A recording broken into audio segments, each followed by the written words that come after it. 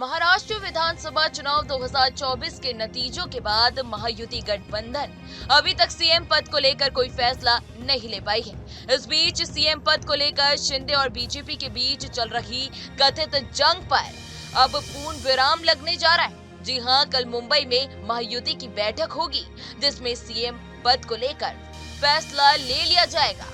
तबीयत खराब होने पर मुंबई से सतारा गए एकनाथ शिंदे ने सेहत, सरकारी नीति और साथ ही सीएम पद के उम्मीदवार को लेकर कई बड़े बयान दे दिए। जी हां, आइए चलिए इस वीडियो में आपको बताते हैं। उन्होंने कहा है कि सीएम पद को लेकर फैसला पीएम मोदी और अमित शाह ही करेंगे।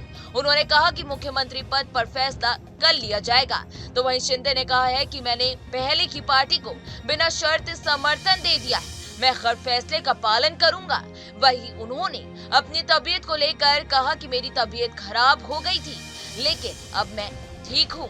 वहीं विभागों के बंटवारों पर भी एकनाथ शिंदे का बड़ा बयान सामने आया। उन्होंने कहा कि बातचीत के बाद मुद्दे सुलझ जाएंगे।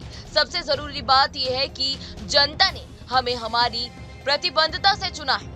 कौन क्या पद लेगा ये इतना महत्वपूर्ण नहीं है। तो वही श्रीकांत शिंदे ने डिप्टी सीएम बनने की अटकलों पर उन्होंने कहा कि कई लोग कुछ भी बोलते हैं। हमारी अमित शाह जी के साथ बैठक हो चुकी है। एक बैठक और होगी जिसमें तीनों दलों के नेता शामिल होंगे। इस दौरान सभी मुद्दों पर विस्तार से चर्चा होने वाली है। इसके साथ ही उन्होंने विपक्ष पर भी निशाना साधा।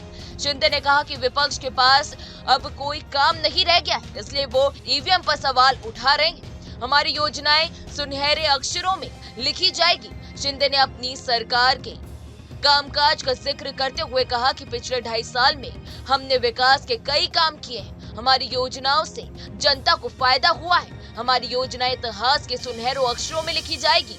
शिंदे ने कहा कि मुझे अपने गांव आकर खुशी मिलती है। मैं साधारण पृष्ठभूमि से आता हूं। उन्होंने आगे भी कहा कि मैंने 2.5 साल के कार्यकाल के दौरान अभी कोई भी छुट्टी नहीं ली। लोग लगातार मुझसे मिलने आते हैं, इसलिए मेरी तबीयत खराब हो गई है।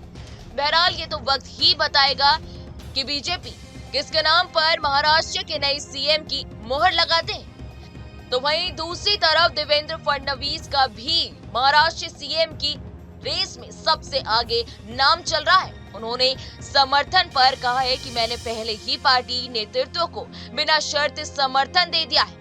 वो जो भी सीएम बनाएंगे उसमें हमारी सहमति होगी। उनके फैसले के साथ मैं हमेशा ऐसे ही खड़ा रहूंगा। फिलहाल इस वीडियो में इतना ही। देश दुनिया की तमाम बड़ी खबरों के लिए आप हमारे साथ बने रहें और देखते रहें न्यूज नेशन। न्यूज नेशन अब व्हाट्सएप पर खबरों की ताजा अपडेट के लिए न्यूज नेशन के इस QR कोड को स्कैन करें।